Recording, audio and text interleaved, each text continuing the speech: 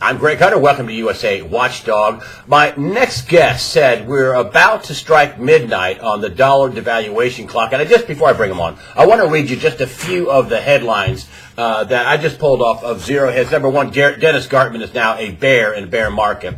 Here's another headline from Zero Hedge. They're scared to death, quote. CEO explains the single biggest reason why people are buying gold. I mean, Soros and J.P. Morgan and Druckenmiller are all talking about buying gold. Analyst warns Deutsche Bank problems may be now insurmountable. Liquidity problems, question mark. Deutsche Bank offers 5% yields if depositors lock up their money for 3 months. Where are they getting that yield? Bank of America reveals 9 reasons to worry about a big market top. 6 reasons why Goldman Sachs is suddenly warning about a large drop in the markets.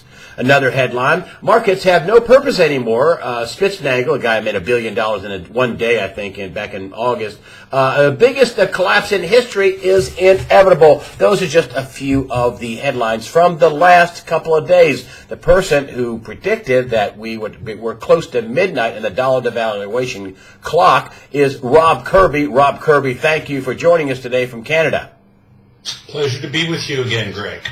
In that interview, you also said you didn't know. We thought it'd be inevitable. It could be 3 months or whatever. But the headlines are sure warning. These are headlines that, of course, I got them all off Zero Hedge, but they're all backed up stories on Zero Hedge, and the headlines look dreadful. Are you seeing out there this heightened sense of fear in the markets, the fear with the people that you know and your contacts that there's going to be some sort of dreadful collapse and soon? Yeah, the people I know and that I would say that would be at the higher levels of the food chain in the global world of finance, Greg, they're a lot of them are hunkered down and they're making very serious preparations for everything that you just mentioned and talked about. And it's like what I see on a macro level is people acting like squirrels preparing for winter. Burying nuts or gathering as much physical precious metal as they can, and making preparations for basically for a post-dollar world in terms of world reserve currency. And, I wanted to say that your website is, I left this out, I'm sorry, KirbyAnalytics.com. You're a macroeconomic analyst, and you also get tonnage of gold for people. With this idea, I had another guest on saying that exactly what you had written me before I did the interview with him, and he said that you said that, I said, what's up with all these people saying buy gold? He says, well, they're telling people to buy paper gold, GLD and contracts and stuff like that. But my next question then to you would be, well, where are your clients going to be getting gold if the cat is out of the bag and everybody and his brother is saying, you need to buy some gold and some silver? Where are they going to get all this metal? Well, where they have been getting it primarily, Greg, is they've been taking it direct out of Africa, largely in raw form or in dory form. And this was a program that was put into place maybe 6 years ago, where the conscious decision was made to sort of basically take the product from the wellhead as opposed to buying it after it's been highly refined through recognized exchanges like the LBMA, or trying to buy it through COMEX, which really is not a real sales outlet for precious metal. It's a paper Ponzi scheme that's operated at the leisure of the people in New York, the NYMEX exchange, and by taking the metal away as long ago as 5-6 years ago at the wellhead, like out of Africa, where it comes out of in some cases very crude mines, but very plentiful amounts.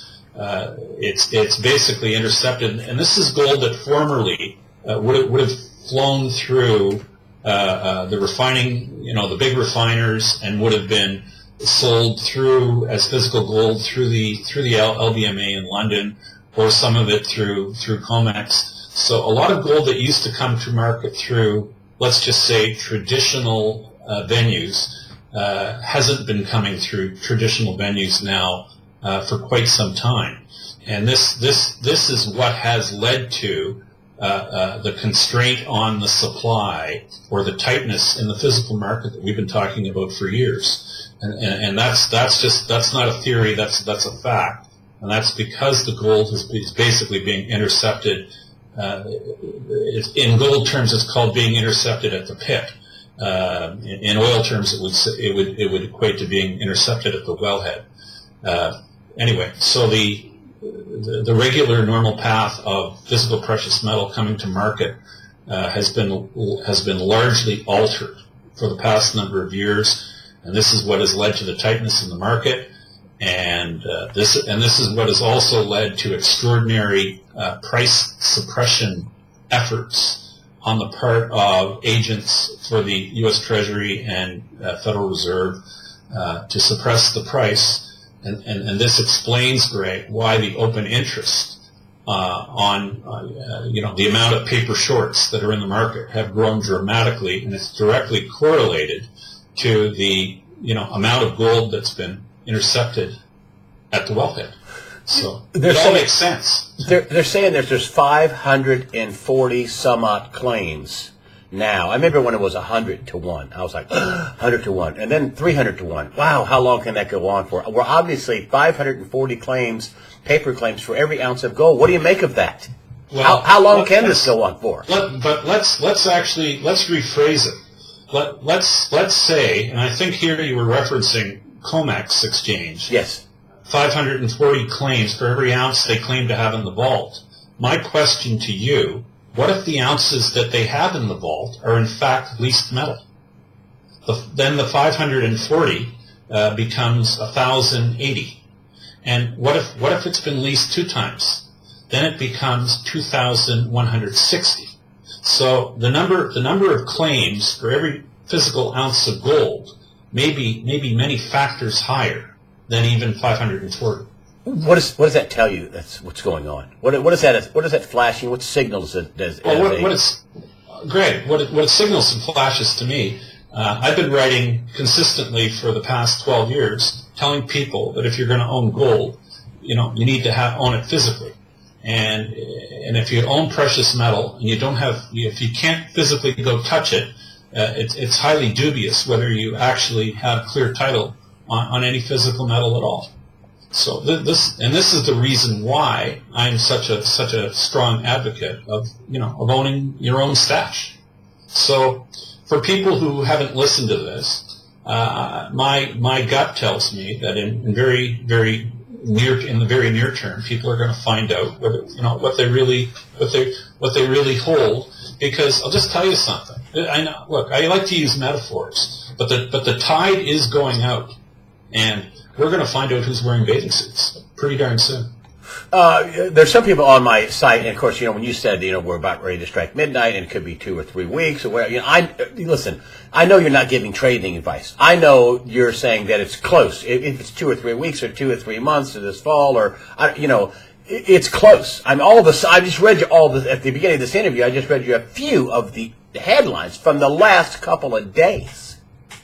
It just seems like to me that when you have 540 paper contracts, and that's what they officially will come out and say, isn't that saying that the demand for gold is off the charts? I mean, has this ever happened before? No, not that I've ever been aware, and not that anybody I talked to has ever been aware. But I mean, this is this is building to some sort of a climactic event that will blow. Greg, it's sort of like putting baking soda and vinegar together, and you don't really need to question what the outcome is when you put those two things together. You know what's going to happen, and if it takes a couple extra for it to pop, then so be it. And in economic terms, whether that translates into another couple of weeks or another couple of months, given the power of the elitists to manage and control markets, because all of our capital markets are a sham. They're all absolutely controlled. They're all absolutely interfered with. And it's whether or not these frauds can be perpetrated for another couple days, couple weeks. But you see, the big question, Greg, isn't whether they manage to keep things appearing pseudo-normal for the next 2 days or 2 weeks or 2 months. The outcome is absolutely in stone, cemented. So it's the question, the real question you should be asking. Like if I ask you, do you want to own fire insurance? And if you tell me no, and then I turn around and say to you, it's a mathematical certainty your house is going to burn to the ground. Do you still not want to own fire insurance? And then it becomes a question of you're asking me, well, what date is my house going to burn to the ground? I only assure you that it's going to burn to the ground and ask you if you want to own insurance. And owning physical precious metal is financial insurance. And in this case, you can see the fire on the horizon. Yeah, you can smell it. Yeah. You can smell it. Like, have you ever been around a campfire? Yeah. Have you ever woken up in the morning after a campfire and smelled your clothes? Yeah. You know you were at a campfire. Well, you know what? My clothes smell like I've been at a campfire. This is going to burn. It's going to burn.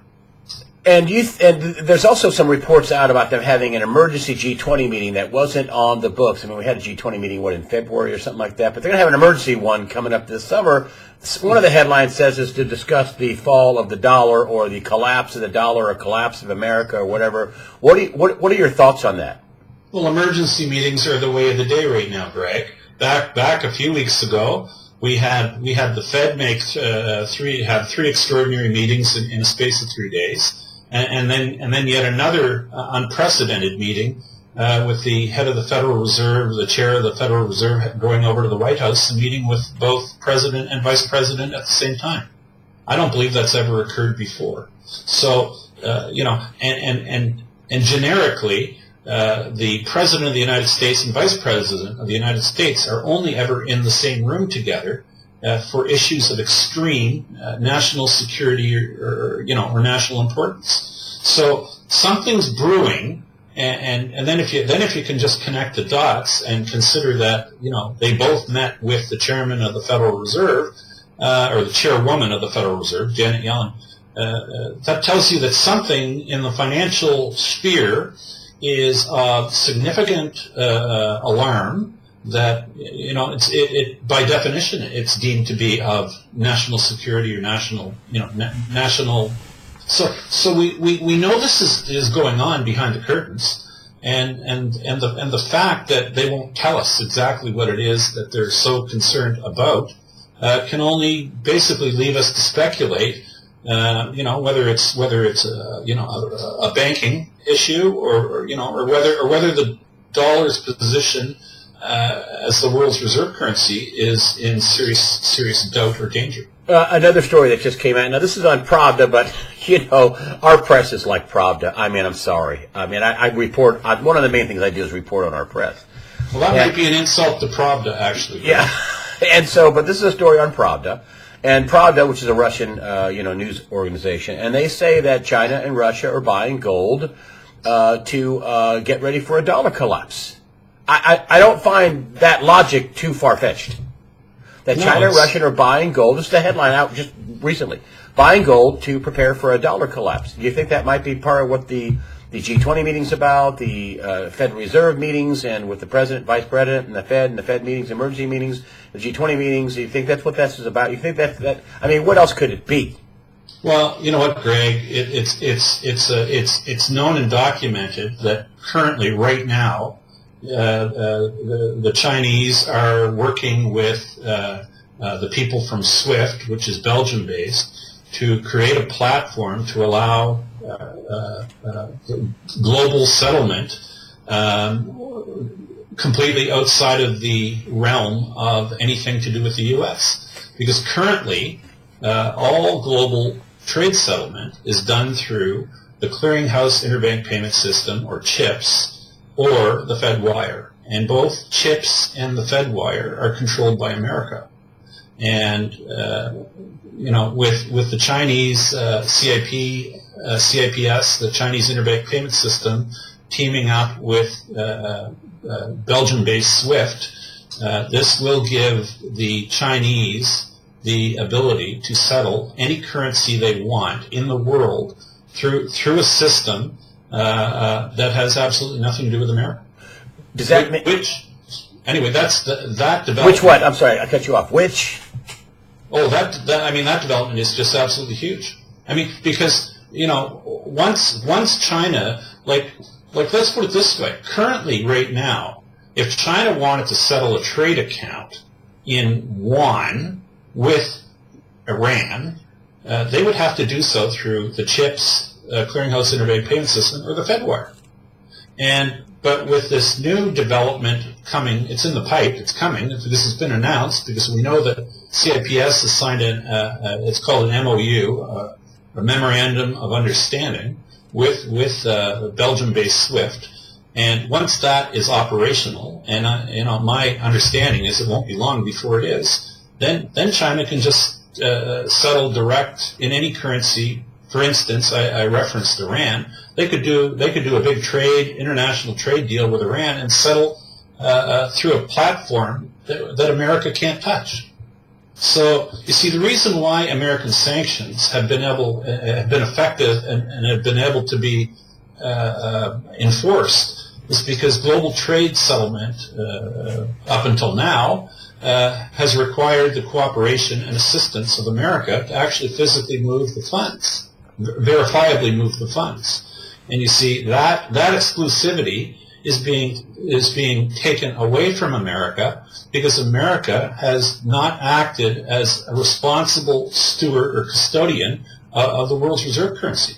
You see, having the world's reserve currency settle in your brand of fiat is a luxury that's awarded to somebody who is deemed to be worthy of it.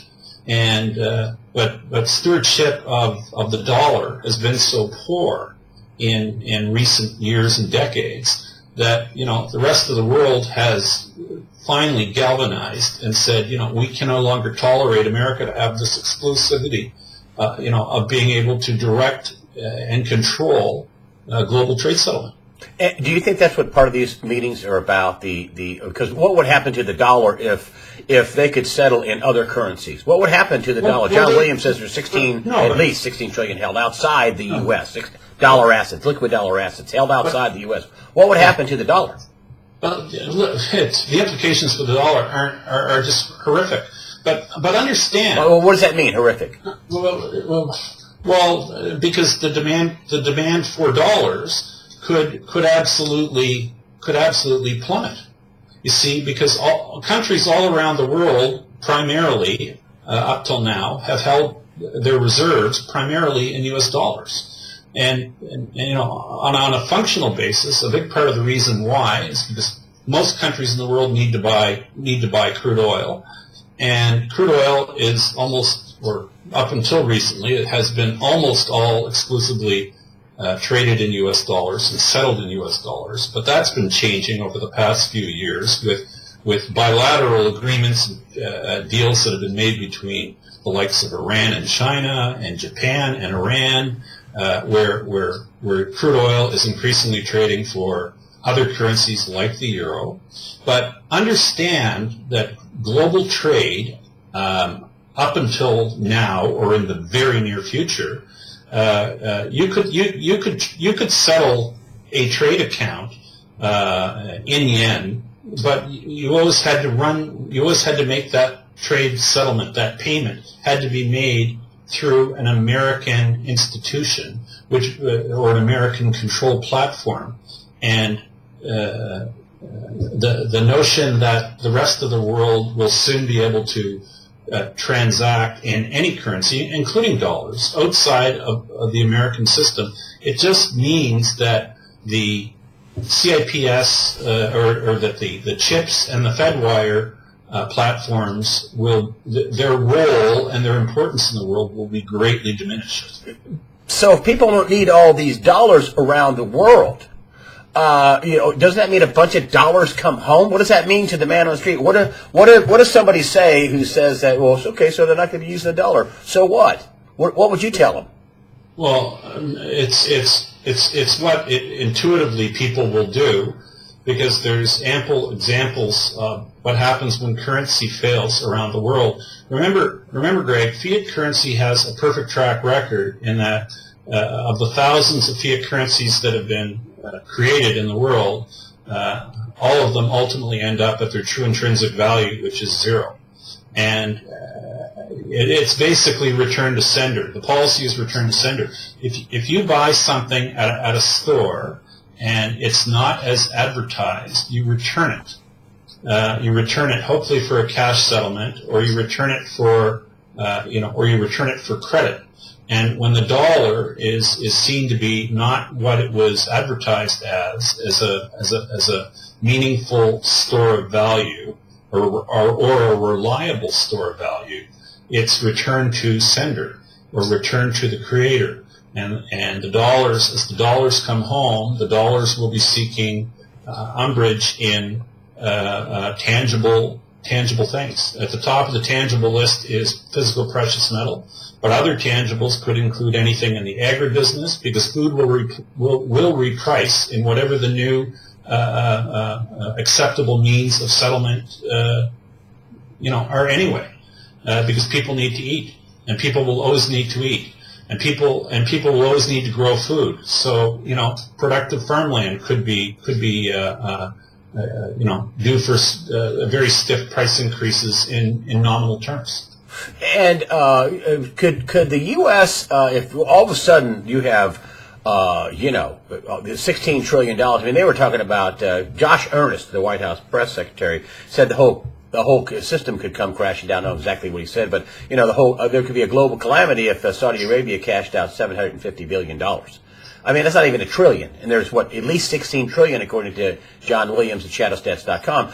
Do you ever envision a time where maybe the Treasury or the Fed or the powers that be just say, we're not cashing out those Treasury bonds. Sorry, we're not cashing that out. Those aren't good. We can't cash those out for a year or 2 years, or we're not going to cash those out. Could you ever see a time where the Fed says, sorry, we can't cash out those bonds? That's what we're talking about. Well, listen, the financial predicament of the United States is that they cannot pay their bills. And ultimately, at the end of this sordid story, there's either going to be a monetization event where the dollars are just printed, and like the debt can be called in. America can call their debt in. They can literally print the money out of thin air, and they can say, we want our bonds back, and here's the money. Or they can just say, and it's one of the two. It has to be one of the two. Because so it can't be both. It can't be a little of both. It can't be some default and some printing. No, it's hard to suck and blow at the same time. So, there will either be a money printing event, or there will be a default on the debt where they say we're no longer making interest payments on our debt. And so you're going to have to wait so long before you start receiving interest again. But the net result of either one of those actions is that the confidence in the dollar will be completely undermined, and the dollar will collapse. Because people will no longer trust the sanctity of the U.S. dollar as an acceptable means of holding reserves. And you're saying either way the dollar crashes. So in other words, you're not partial to them printing tons of money or them defaulting. You just say these are the two choices. Either one means the dollar dies. Whether it dies or whether it becomes relatively worthless to what it formerly was it's much the same. The dollar is going to be kicked off its perch. That is a guarantee. So it's only a matter of time, and it's a question of going back to what I spoke of earlier. If you know your house is going to burn, you ask yourself the question: do you want to own fire insurance? And that's your precious metals. And big money that you're talking to your clients around the world. What are they telling you when you call them on the phone? I know you know people in Hong Kong and Europe, and what are they telling you about what's going on now? And a little update about what they're feeling now. The universal message, the consistent message, is that everybody is attempting to get as much of their investable assets into, basically, for the most part, into precious metal as they can. And precious metal is becoming increasingly hard to buy in its most favored forms, which is, minted product is at the top of the list in terms of desirability. But for central banks, it's the bar trade, and there have been bottlenecks in that part of the equation. And have you ever seen bottlenecks like you're seeing now? Have you ever seen supply? I had the grill economist on. He says he also works for a good big gold company. He says the supply is all the way down to the refiner level. That's where the bottle. I mean, we're down to where there's no storage, there's no back. That it's all the way down to refiner level. Have you ever seen this in all your years of supply constraints this big? No, I haven't, and I've also never seen as much interest to procure or own physical precious metal. So it's sort of like Greg, I don't even know if what the best way to explain it. It's like there is coming in my view events where you're just not going to be able to buy metal. Period. And you've never ever seen demand this high. Is that a good? Well, no. It's admitted, and it's even printed in the mainstream that central bank buying has gone up steadily for the past 6 years. And so central banks prior to 2010, central banks were net sellers of precious metal, physical precious metal.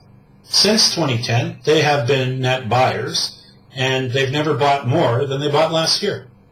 Except this year will be bigger than last year. So, that is not a sustainable practice. And there's no time in history where gold demand has been higher, in your opinion. I don't know if I'd necessarily say no time higher, but no time have supply-demand fundamentals been more favorable to a rapid rise in the price of precious metals than it is today. And amazingly, Greg, we just referenced that the demand on the part of central banks for physical gold has risen for 6 years straight, yet the price of gold went down between 2012 or the end of 2011 and 2015. And it's only started to pop its head back up here early in 2016. So, what does that tell you? It tells you that unusually strong suppressive efforts were employed between the end of 2011 and 2015 to hold the price in check, because Economics 101 tells you as the demand for something increases, the price should go up.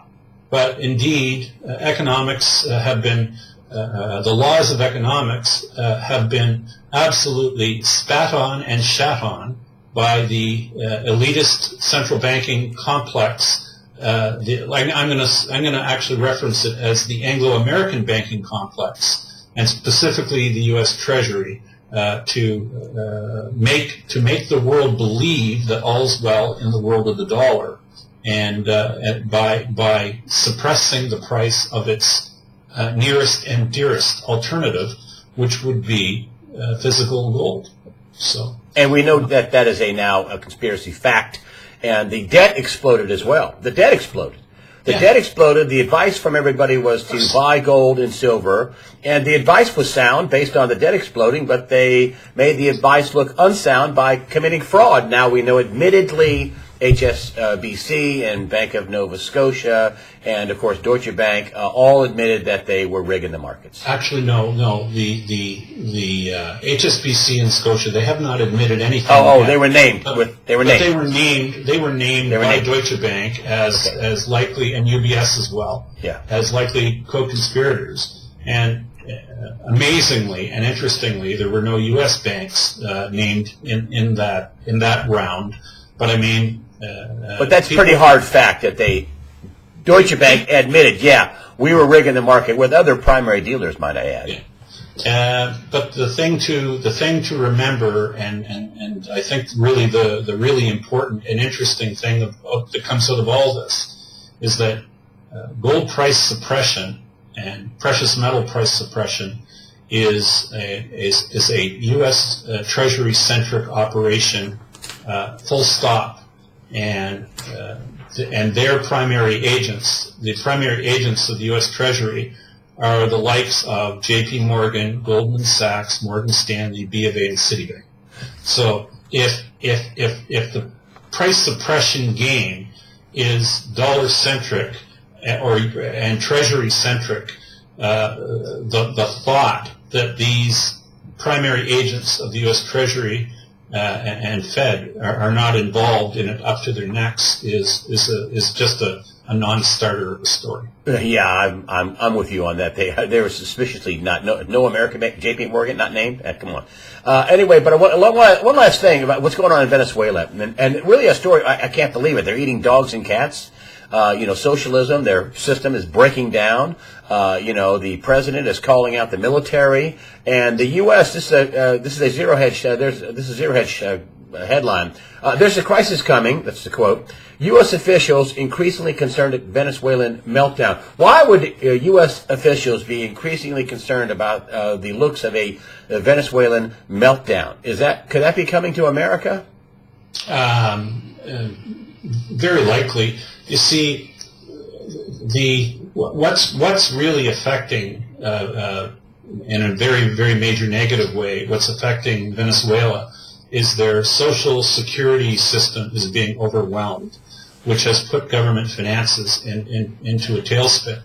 And, what's going on in America with the unbridled migration over the Mexican border is and ultimately will do the same thing because the U.S. Social Security system is being overwhelmed, and because foreigners are actually enticed to come across the Mexican border, and amazingly, American citizens are forced to buy insurance and are forced to buy pay for their Obamacare, and are forced to go through a rigmarole to prove that they're citizens and prove they're insured, and yet we have unbridled migration across the Mexican border, and those people who are undocumented are given free health care,